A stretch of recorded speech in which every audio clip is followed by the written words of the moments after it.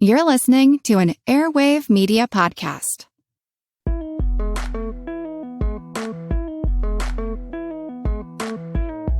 I'd been looking for an outlet for my creativity that also talked about community, that also was working towards some sort of greater good. Hi everyone, I'm Amy Devers, and this is Clever. Today I'm talking to design entrepreneur Jean Lin. Jean is best known as the founder, curator, and creative visionary behind Colony, the Designers Co-op. Colony is a community of independent furniture, lighting, textiles, and objects designers coming together on a New York City stage to celebrate American design with an international audience. And their roster includes designers such as Beck Britton, Meg Callahan, Allied Maker, Flat Vernacular, Studio Paolo Ferrari, Grain, Hiroko Takeda, and more. Prior to founding Colony, Jean trained as a fashion designer, earning her BFA from Parsons School of Design, and then gained professional experience in a number of roles as a designer, editor, trend forecaster, curator, and educator. She's also founded the fashion brand Dressed in Yellow, as well as the charitable design organization Reclaim NYC and Tribeca Design District. Before studying design, Jean actually started out in social services. And while her current professional work may appear very different on the surface, as you'll hear in our talk, everything she does is underscored by a very clear and direct mission to take care of community and build healthy and nurturing ecosystems for everyone to thrive. Here's Jean.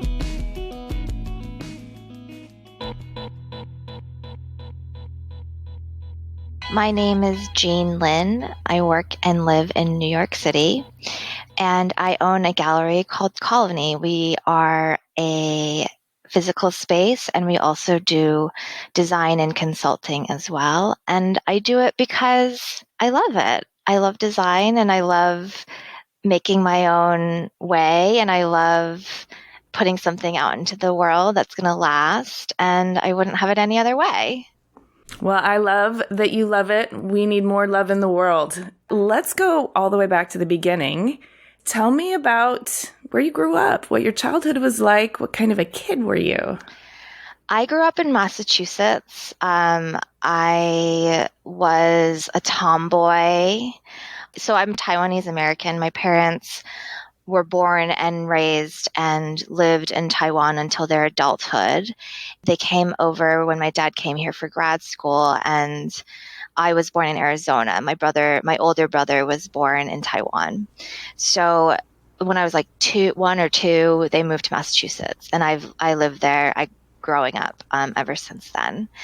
The fact that I'm the child of immigrants, first generation American, really informed my childhood, whether I wanted it to or not. I grew up in a very sort of Massachusetts suburban, very white town and area. And I was sort of like one of 7 non-white kids in my school, and like 2 of them were related to me. I didn't know it at the time, but it really informs who I am today. The fact that I grew up in that place, in that time, in the 80s and 90s.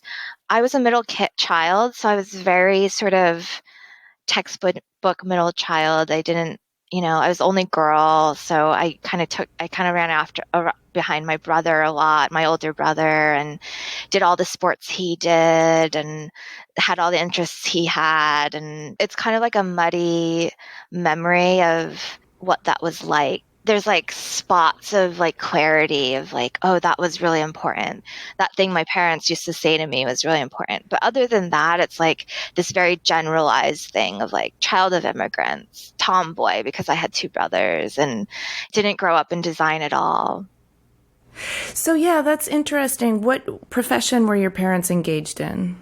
They're both retired now, but my dad was an engineer, a computer engineer, and his sort of shining glory of his career was he worked on text-to-speech, like the kind of programming behind like what Stephen Hawking used, and like that, the whole kind of like pioneering of text-to-speech engineering. And then my mom was an educator all her life. She taught in Taiwan. When she came here, she kind of worked in corporate America because that's kind of what she had to do. She got her master's in education And then for most of the time that I can remember growing up, she left corporate America and started teaching in jails. She started at a juvenile facility near us, and then she went to a men's prison, and then she ended up being at a women's prison for a lot of my adult life. She taught there until she retired 5 or 6 years ago. Wow, that's really fascinating. Did she bring stories home, and were they cautionary tales, or were they tales of redemption or injustice? She's like specifically bred to do that kind of work. She always felt more content and more at peace when she was working within the jail system than she was when she was working in corporate America. So the tales that she brought home were kind of harrowing, but they're always told with kind of this like peace, like this is how the world is, and this is how like these people are people, and even though they did these terrible things, like this is how we should treat everybody, that kind of thing. I always think my mom is this like incredibly special person because that was the kind of work that she was actually meant to do. And I think that social work and social services is a very unique kind of person who can do that for their whole entire lives. I agree. It sounds like very compassionate and also very non-judgmental, but it also takes a real resilience of spirit to be able to kind of go there and be immersed in all kinds of harrowing situations, right? Including those of injustice and including those of violence. 100%. Be able to compost it in a way that makes it nutritious. Yeah. Ultimately. I mean, this is a little known fact about me is I actually worked in social services before I moved to New York and started studying fashion. I studied psychology for my first degree and worked in social services for a year and a half before I moved to New York. And you're 100% right. You have to be resilient. It takes a special constitution to be able to do that for your livelihood. I knew pretty quickly that I did not have what it took to do that for the rest of my life. So then I moved to New York. I mean, the thing is I wanted to help people. When people asked me what I wanted to be when I grew up, when I was little, I would say a doctor because I thought I wanted to help people.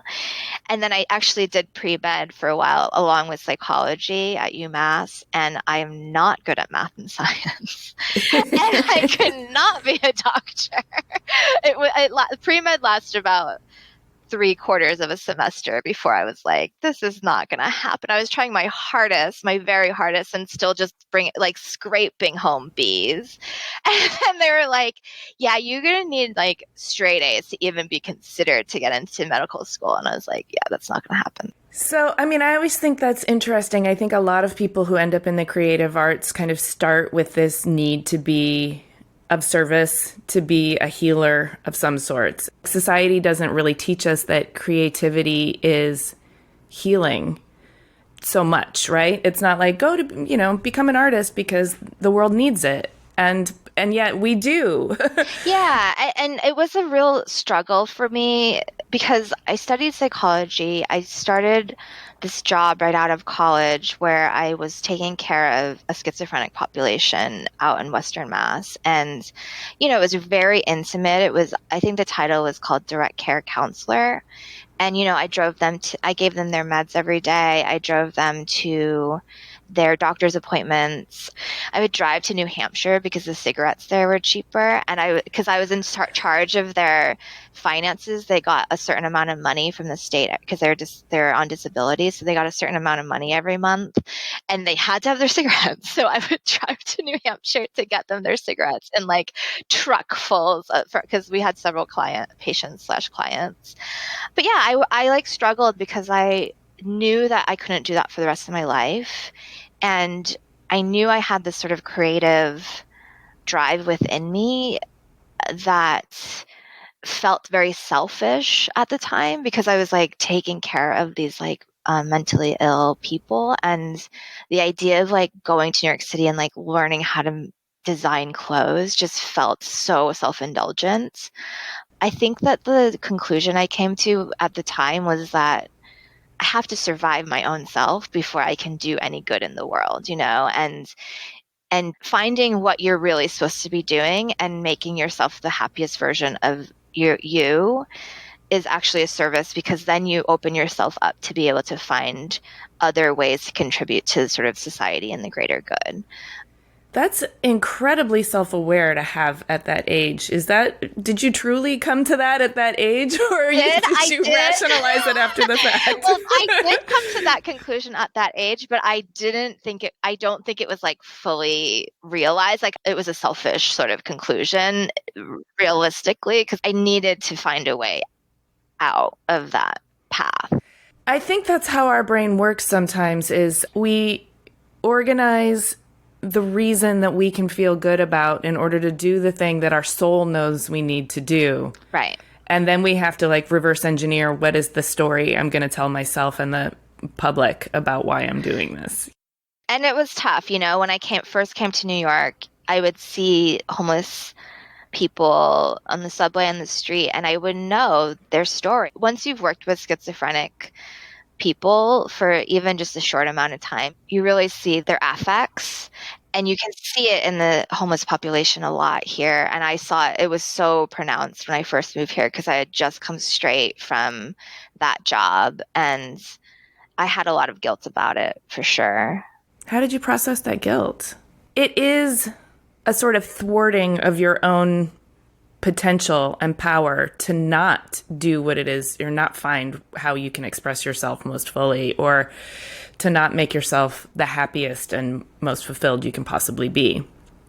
But that guilt is a real thing to contend with, especially if it's something that you feel really akin to, in that your mom was kind of engaged in this work and it feels like it's in your DNA and you care deeply. Yeah, the reality was, for those of us who have to work every day, you go to college and then you get a job, and then you wake up every morning and go to work, you realize like this is your life. This is like the one life. You got one path, right? When you're in it and you're just like not feeling right, it's not that I wasn't happy when I was working in social services. It's just, you just know there's like a discomfort in your own skin when you're doing that. And it's your every single day life. And I think I just did realize, like, there's no do-overs. I can't just pretend that this is going to be enough for me if I just keep going down this path. I have to be true, because I just knew I wasn't going to be the kind of person who could live a total life of leisure. I knew I had to work. I knew I had to get up every day to go to somewhere to earn money. That was enough for me to sort of know that, no, this isn't right. And I can't just like sacrifice my own sanity and my own happiness to try to help these people. Force yourself, into an itchy existence every day. I mean, that's kind of how I describe it, is like your soul's itchy. And if you've had a few moments, a few glimpses of a non-itchy soul, and you know that there's a direction that you could pursue that might mean a non-itchy soul every day, then I can see the kind of engineer brain from your dad kicking in and starting to design your life like in a more appropriate way. So you said that you went to New York to study fashion design, but can we sort of back up and figure out how you even got interested in fashion design, or knew that that might be something to pursue? Like, does it go back to your teenage years?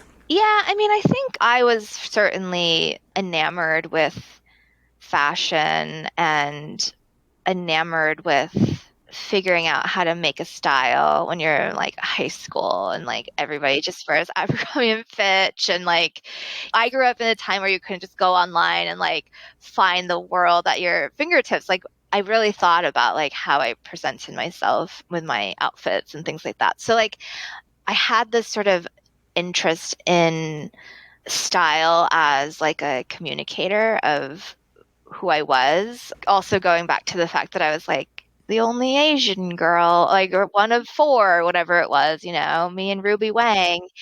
And I never really thought it was a path that I could go down. It was just something that I was interested in. And again, when I was sort of like faced with that reality of waking up and going to work every day, I started to take it a little bit more seriously of like, well, maybe it could be fashion, and I also have this really strong memory of a Vogue art issue that it's kind of iconic now. There was a shoot where it was like an Alice in Wonderland shoot. Like all these different designers sort of like made their take on, like they also dressed up, and it was this very like fantastical editorial shoot, and it was so artful. I think I was like so drawn in by the idea that it was artful and like fantastical, but also something that I participated in every day. That sort of held me. I was kind of famously known for like not having a long attention span. Like I learned violin for like a year and like sucked at it, like I didn't have the kind of attention span to like really be about anything when I was that age, but that was one thing that was able to sort of hold me, was this idea that like fashion and style and design could be both something in your dream, but also something that you do every day. Fashion is a way of expressing yourself to the world, but that Vogue cover gave you the bridge to thinking of it as also like the way I'm putting myself together is also the beginning of my creative agency. And this is the aspirational length to which I could go with this creative agency. Completely. I mean, I got goosebumps. But I haven't. Me too. I actually haven't like thought of it in that way, but absolutely that Vogue editorial was so groundbreaking for me to see, because it was like, this is more than just clothes or looking pretty. Like I think there's like this big pitfall that people have around fashion, is that it's like a vain pursuit. But those kind of editorials that really like tapped into a sensory experience, even just in the pages of a magazine, man, those really stayed with me. So when you finally gave yourself permission to explore fashion academically and made the decision to go to New York to study fashion, did you have any resistance from your family? Did you have full support? Did you have this kind of excitement or fear? How did you actually line it up so that you could go to Parsons?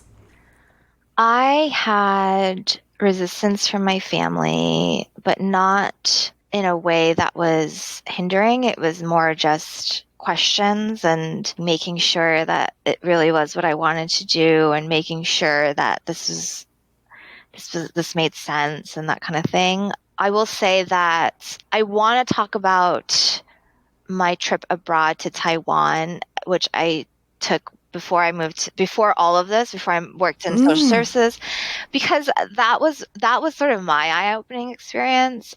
Talking about my revelation of leaving social services and all that, like this was the precursor to that self-awareness, was going to Taiwan and living there by myself and studying Chinese, because it was just like, I went there by myself. I mean, I had family there, but it wasn't close family, and it wasn't in the city where I was going to be. And I just sort of went and lived as an adult, even though I was kind of still a kid, and realized how big the world was and how powerful I could be within it by myself, and how I could actually like do anything. And that experience sort of changed my entire perspective of my life, of who I was, of, like growing up as the fourth Chinese kid in the grade, and then going to Taiwan, like 5 years later, and realizing I'm one of many, but I'm still very special, and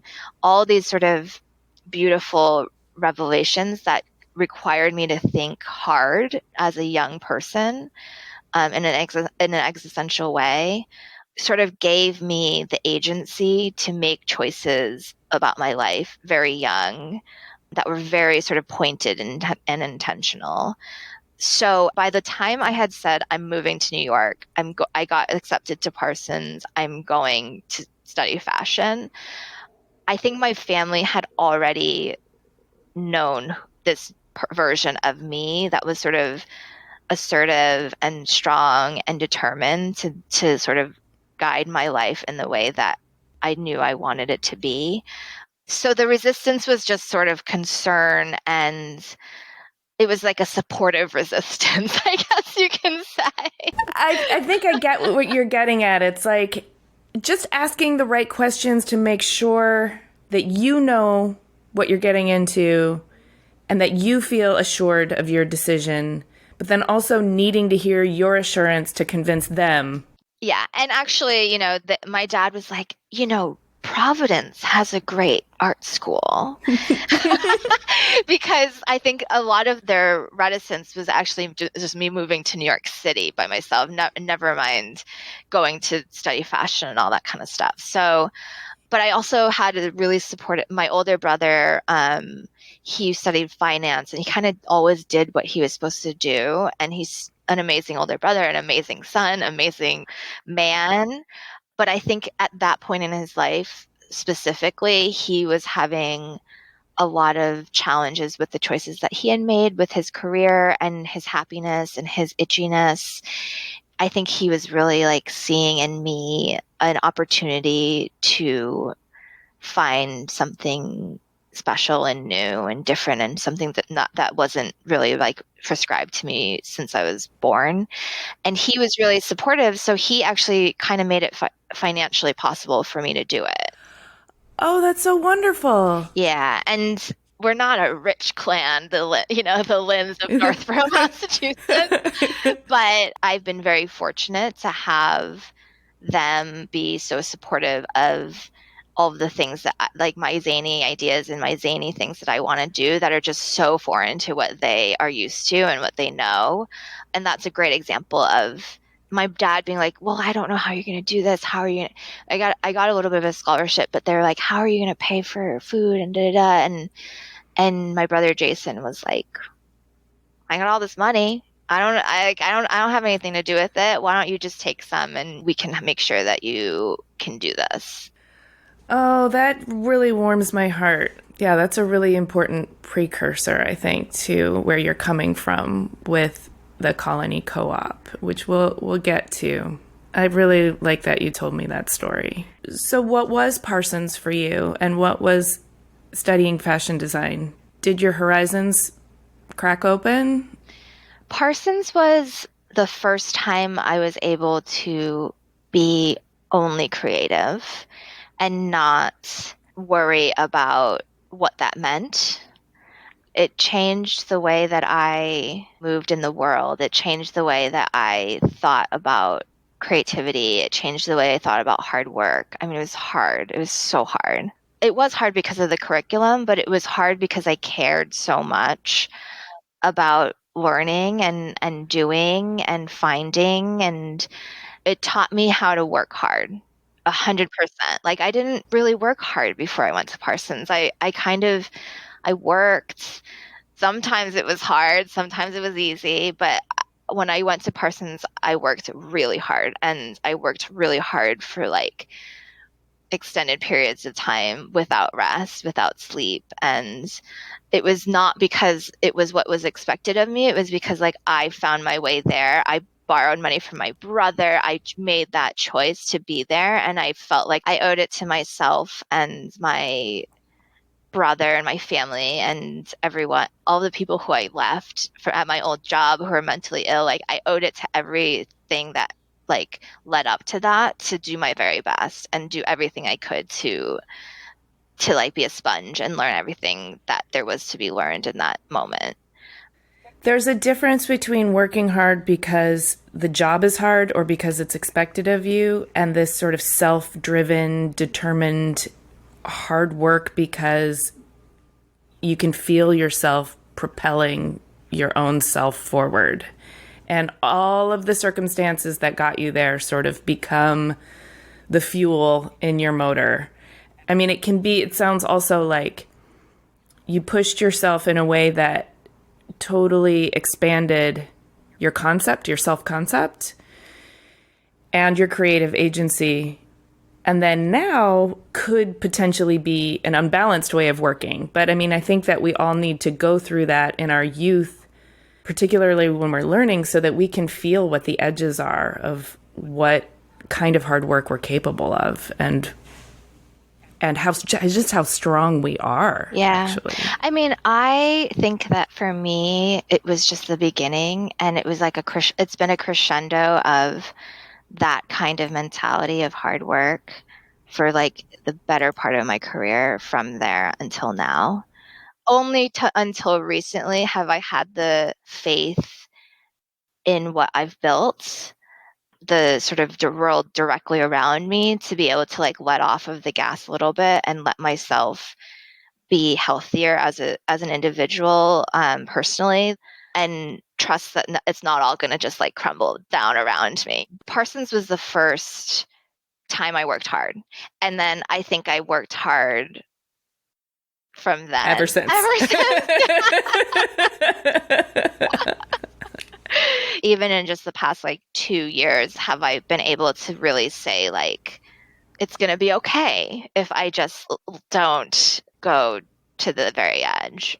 Yeah, that's an interesting precipice to get to, because I think that there is this fear that it's all going to crumble if we don't keep working as hard as we always have. And yet there's this opposing fear that we're going to crumble if we keep working as hard as we have been.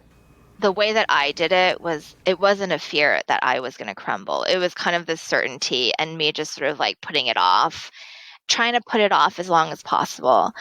I honestly think it was the pandemic. Like waking up and like getting out of bed and then like going to my computer in my kitchen, like on my dining table.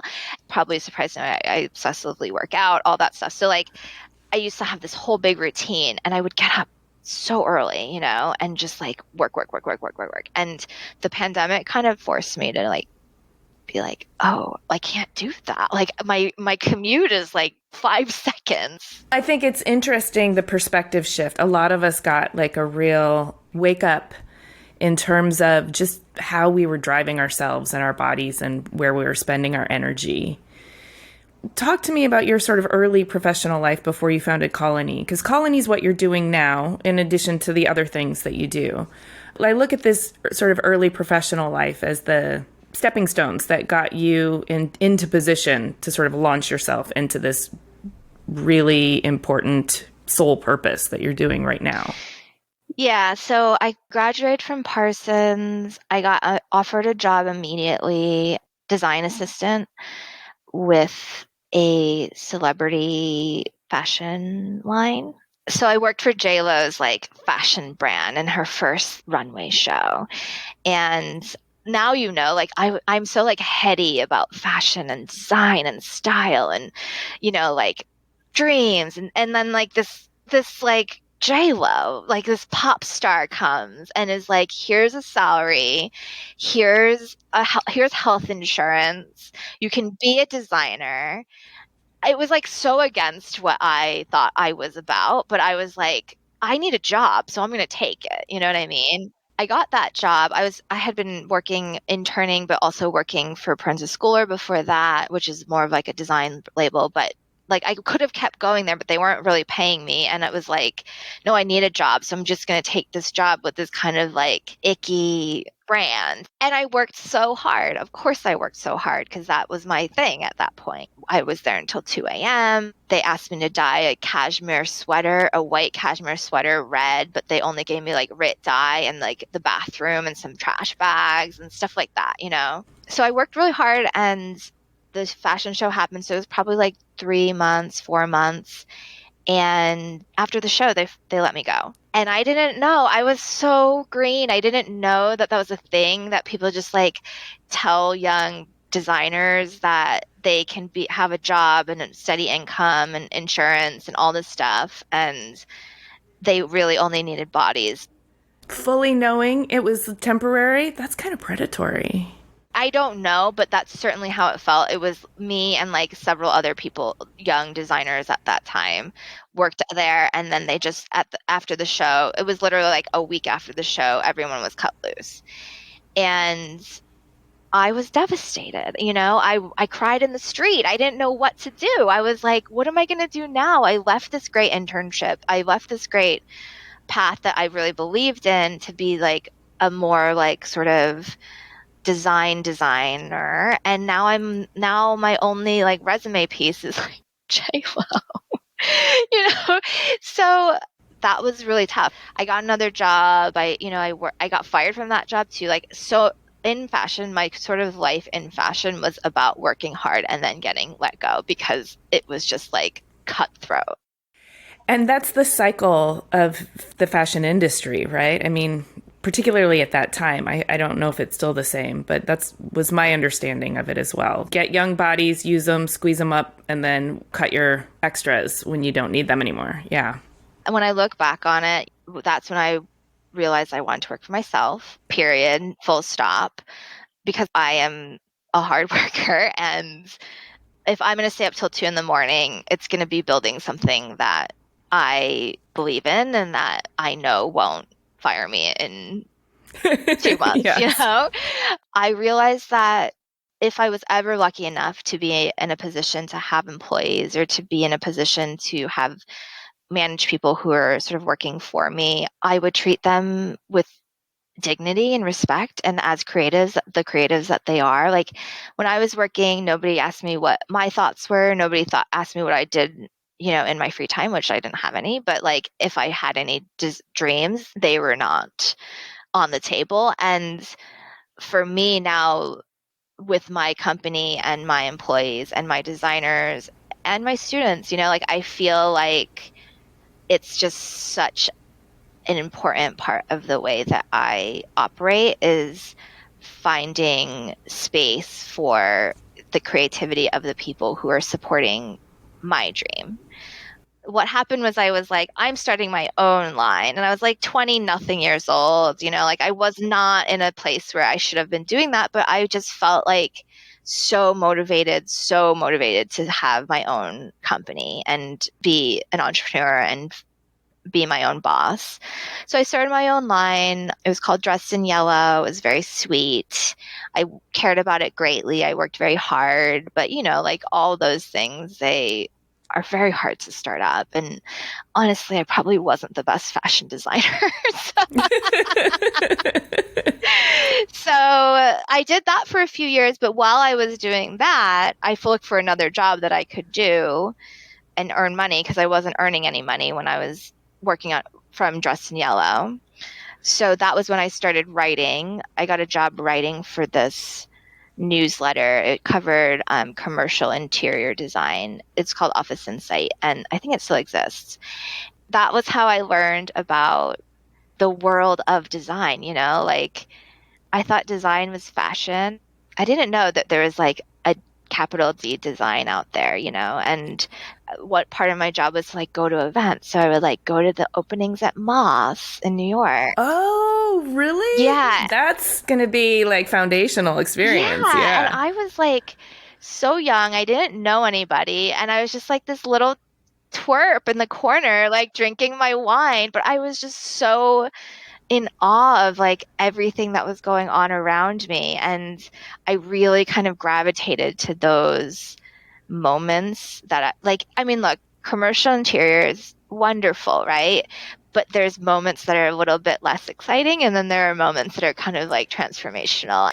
Yeah. Well, and Moss would be one of those, the way that the curatorial agenda at Moss was one that celebrated the sort of artistic end of design with a capital D, but also the openings where it had a theatrical flair to them. So it would have been like the design version of your Vogue Exactly. editorial shoot. Yeah, I can see why that would be so exciting for you. Yeah, I mean, Moss is on a pedestal in my mind. Like it was like the pinnacle, and with Colony too. Like there's like a few reference points that I look back to and I think about and I work towards with what we're doing at Colony. And Moss is like probably number one. It's definitely top 5, I started writing about commercial interiors. He sent me to Milan, my boss at the time. So that was another one. But, I was like also interviewing the like principal of Perkins and Will and stuff like that. And just like really understanding that the built environment has this impact on us beyond what I really understood at the time. So that was transformative. I held on to the dressed in yellow thing for quite some time, but I really started to feel this sort of like kinship and kindred like draw to design with a capital D. And it was things like Moss. It was things like Milan Design Week.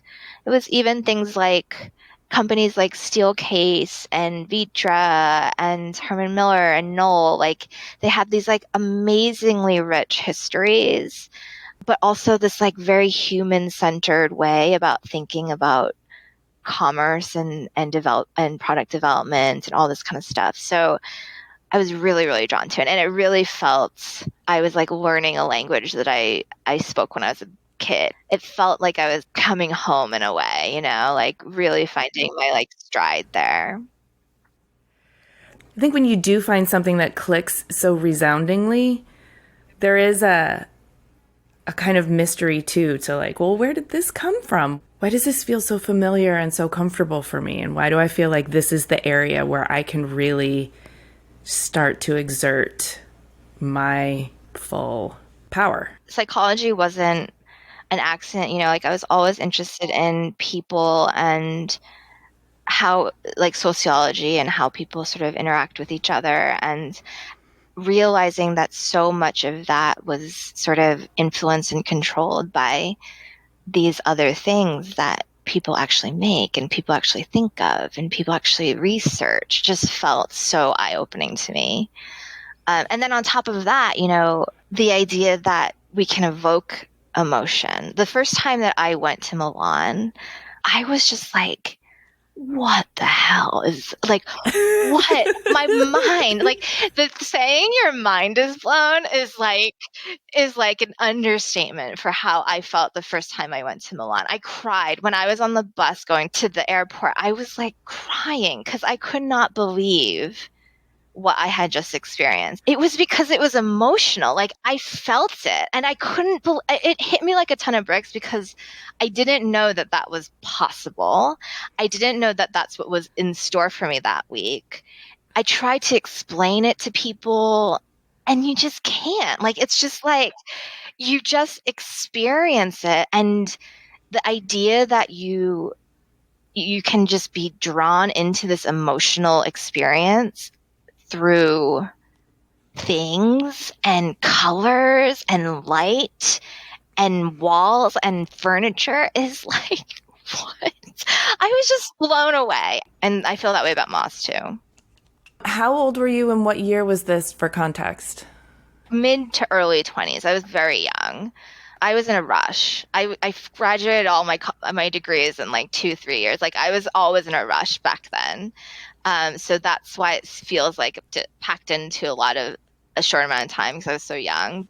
Obviously, this is setting the stage. How did you get to founding Colony, and what compelled you, and what was the impetus behind that, and what was the mission, and what were you hoping to accomplish? Well, I was working and writing for this newsletter, and I still had this like drive to start my own business and do my own thing. And then the newsletter let me go. So that, I mean, like literally my work experience before I started my own thing was just a series of failures and getting let go.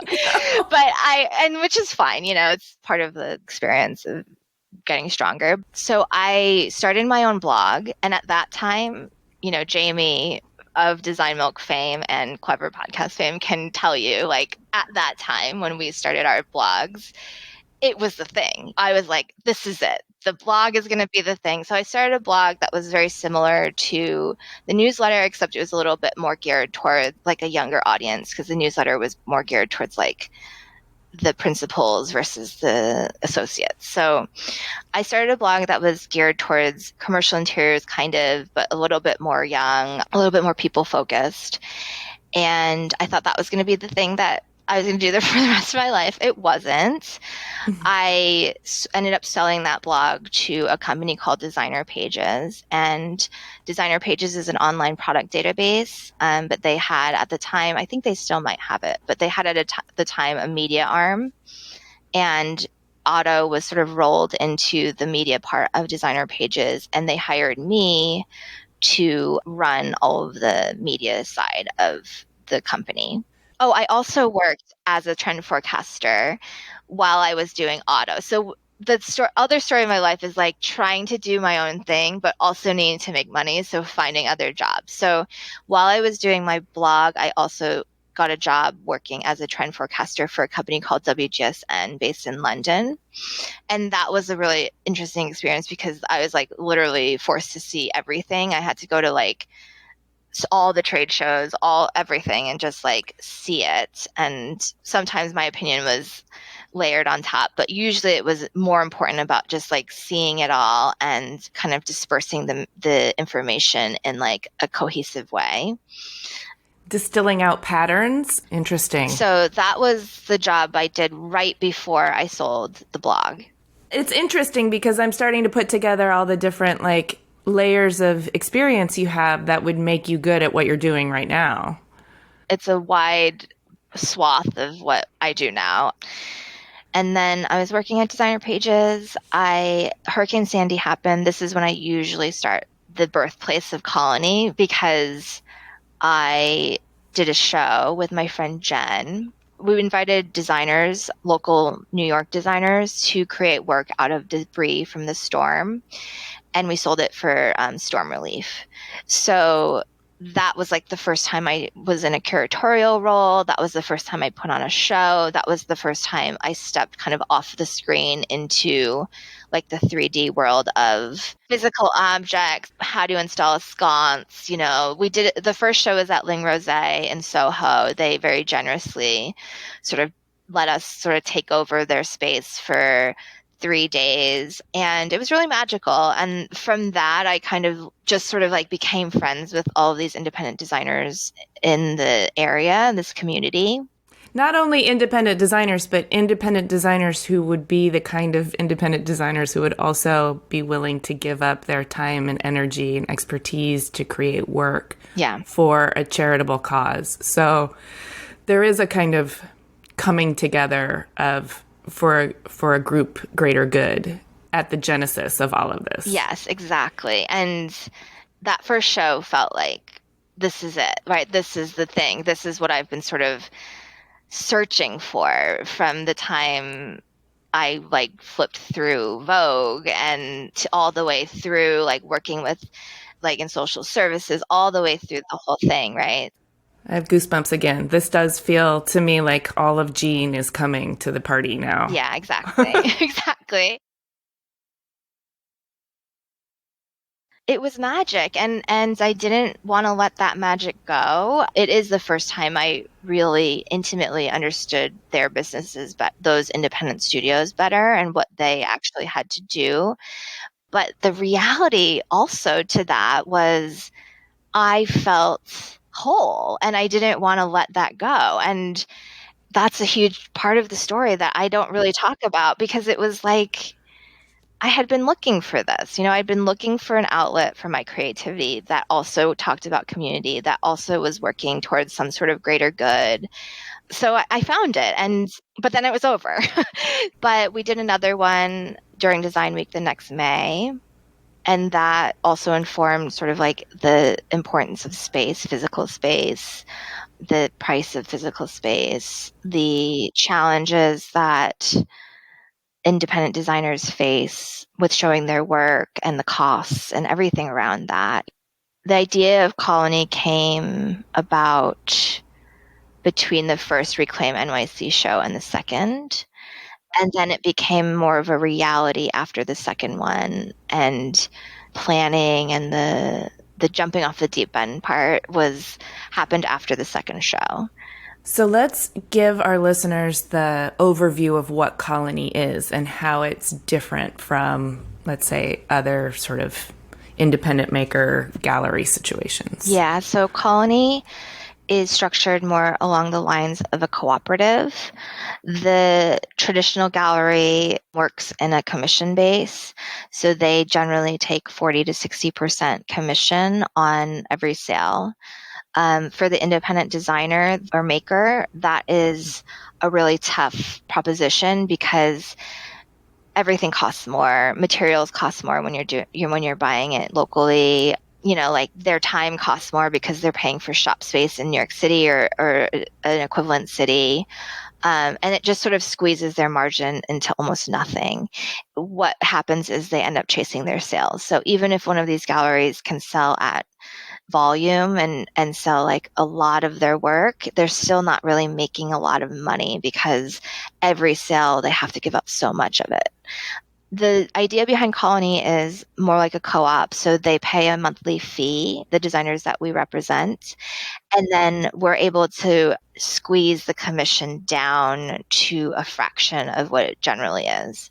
So the idea is that the designers that we represent are able to grow with their sales rather than chasing their margins. The idea is that they can hopefully use us as a tool to grow their business, almost like inside sales. And that's what it is. That's what it's been for 8 years.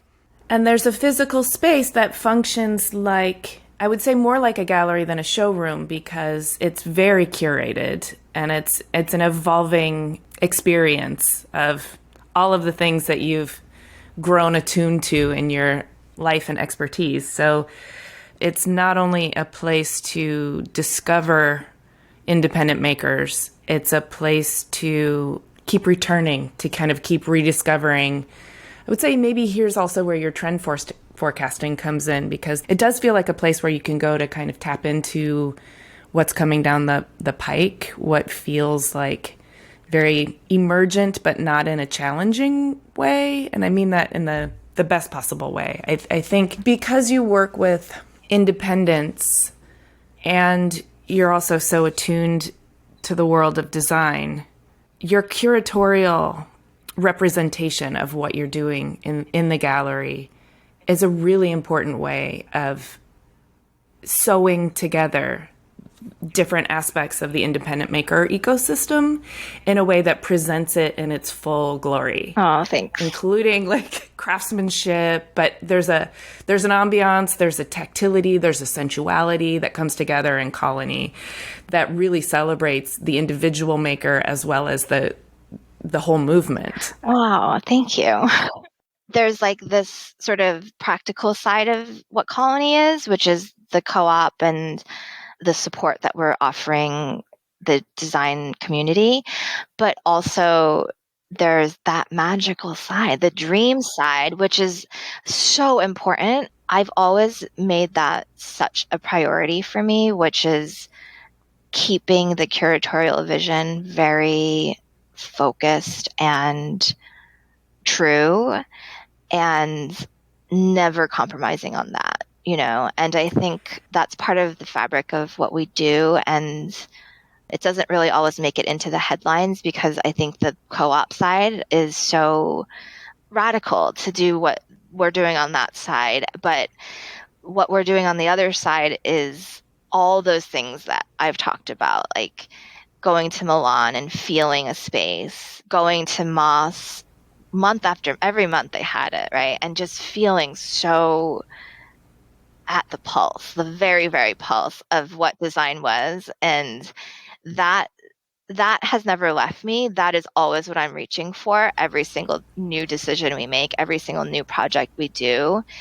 it's always about that. And if we fall short, which we do, then the decision is like, well, does this even make it out into the world? Or are we even, are we even going to do this because it's just falling short from that like high bar of what we're trying to accomplish? So here's what I think is also fascinating about the way you've built this. The co-op aspect of it is disruptive or radical, but I think in a way that's actually really harmonious because it doesn't so much challenge the existing gallery ecosystem as much as it supports and uplifts the independent category of artist and maker to the place where they can opt in or opt out of the gallery ecosystem if they want to. But they can't even get there if they can't sort of be nurtured in this stage. So the co-op part is really important, but the dream part is what makes the co-op part work. And you've built Colony so that you can protect that dream part by generating other streams of revenue so that you don't have to chase sales. There's something I want to say very maternal about that. in that you recognize the dream part as being this fragile state of being that needs protection and needs space to grow and needs to be constantly evolving, so can't respond to like certainty or knowns or metrics. And so in order to protect that and the co-op part, you've generated sort of side businesses within Colony, including Colony Consult, your consulting business, and interior design, so that you can support the whole thing. And I think this is amazing. I think this is an engineer's mind. I think this is an entrepreneurial, I think this is creativity infused in your entrepreneurial mindset.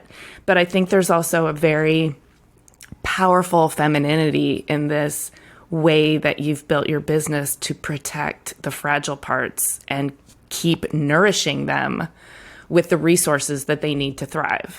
Yeah, I mean, wow, Amy, I've never heard anyone articulate it in that way, but it is how I feel. It is so true. Like, I'm fiercely protective of that part of what we do. And I'm also 100% convinced that it's the reason that we're even successful. And the consultancy is also sort of like a result of that mentality of like, this is really special. And if we do this right, people will want to work with us. People will want to work with us. They will feel it and they will want to come and they will want to be able, like, we will find a way, you know, and that's what happened. That's what has happened. And the consultancy was reactive more than anything else. It was reactive, but it was also part of the plan because I felt so strongly that if we protect that curatorial vision, if we put something out that touches people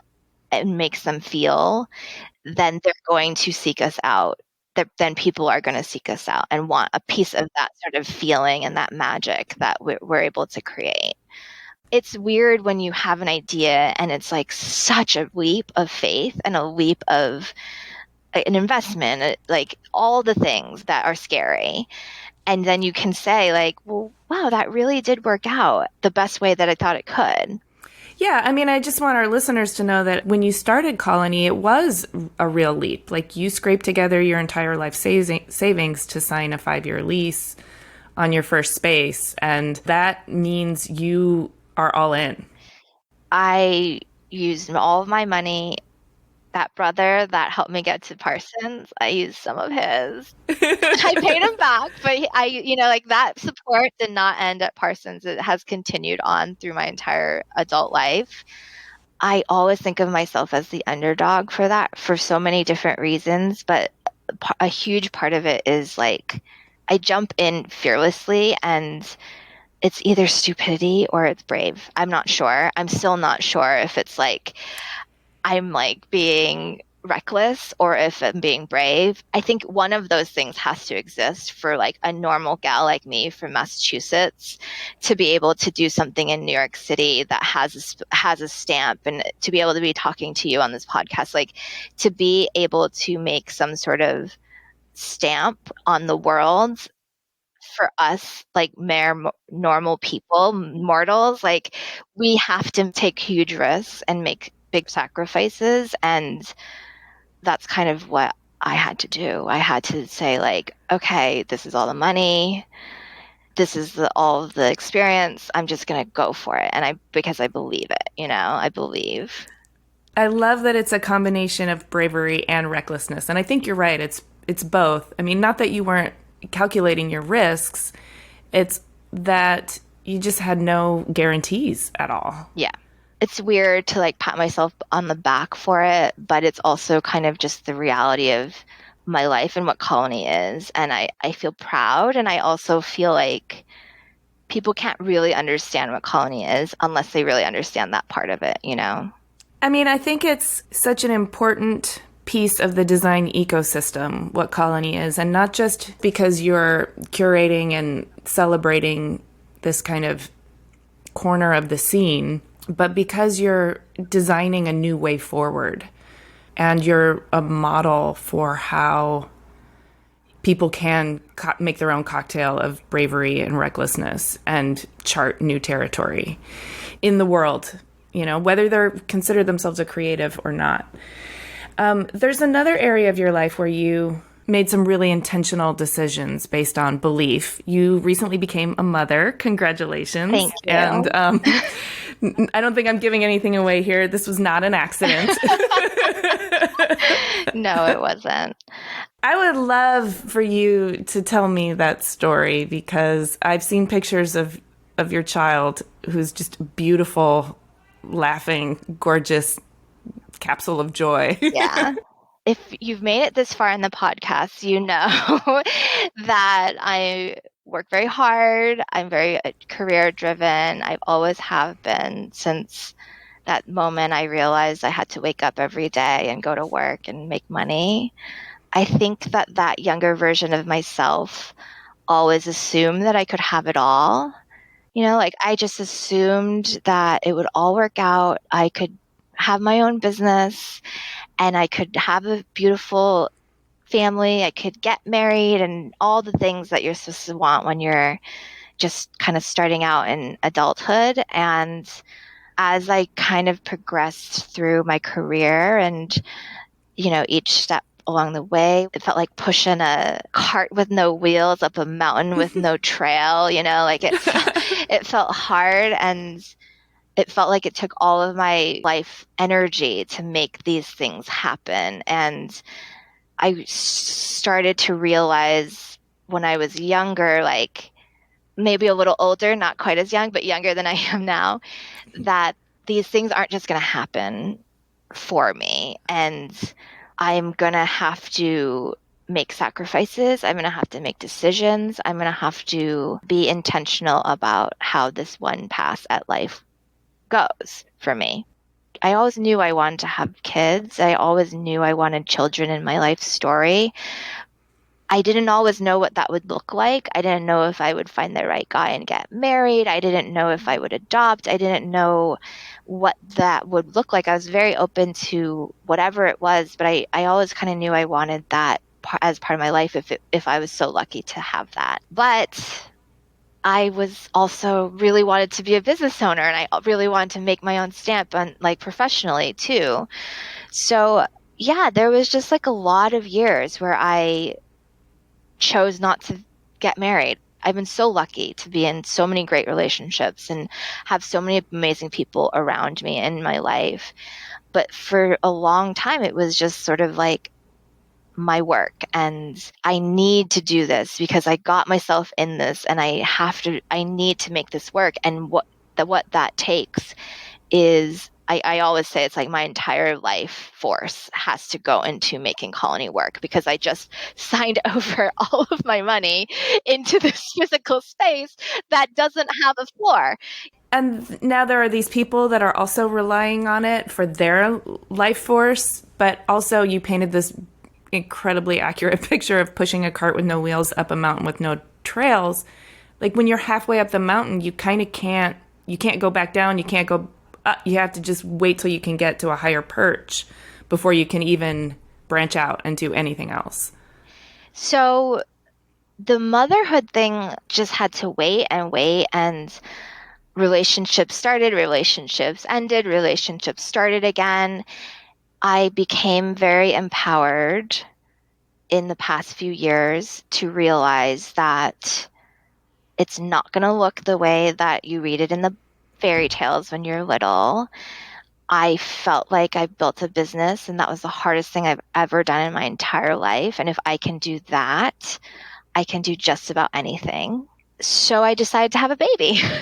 And I didn't wait. I mean, I waited until pretty much the last possible minute, and I didn't know if it would be possible just physically at my age, if I would be able to.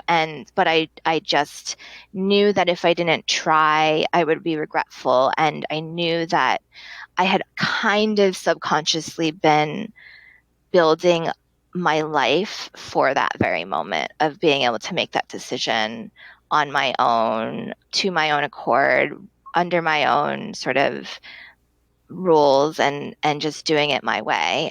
So then I did it. I feel so lucky that because I have so many friends that struggled with fertility and struggled with building their own families and getting pregnant and all that stuff. So I didn't know what I was getting into, but I just felt really lucky that I was able to. And I even had to sort of brace myself that I wasn't going to be able to, and what that would look like for me. And, I did come to a place where I was okay with that future as well, because I had a miscarriage, all this stuff. So being a woman is like the most magical thing and the hardest thing. And like, it's just this like thing that half of us have on as like a shared experience. That story, which includes like the miracle of life and the grief of death, all wrapped up into an intentional journey towards something that you believed in, but also had to be very, like, in a way detached from in case it didn't happen. It is a really glorious and bittersweet and tough unfolding of creative power in your own like physical body's ability to create life. It's like accepting the fact that you can't control it all, but fighting like hell to just get the best version of what you think you want in your life and doing your best to make it happen, but accepting that you don't have full control. And it's the most beautiful thing that I've ever done. And I'm going to cry because it's all the things that you hear, like you roll your eyes at. 5 years ago, I would have rolled my eyes because because like I had to build the business, but I can't believe this is my life now. It's kind of just like he comes to work with me. He's in the back of Colony, and sometimes it's annoying, but most of the times it's really amazing. And it was my choice. And I have to say, like, I don't want to get too political or anything, but we have the ability within us to build beautiful things as women, lasting things professionally, personally, but we can't do it if we don't have our own choice and will, and if we are shackled by outside forces. And to me, that's a matter of humanity and not politics. Agreed. 100% agreed. That's how I feel. Like the experience of becoming a mother has made me feel it stronger and with more conviction. And I still think Colony is the hardest thing I've ever done. Well, motherhood lasts a lifetime, right? That's true. There's true. Still time. That's true. That's so true. I couldn't have done any of it.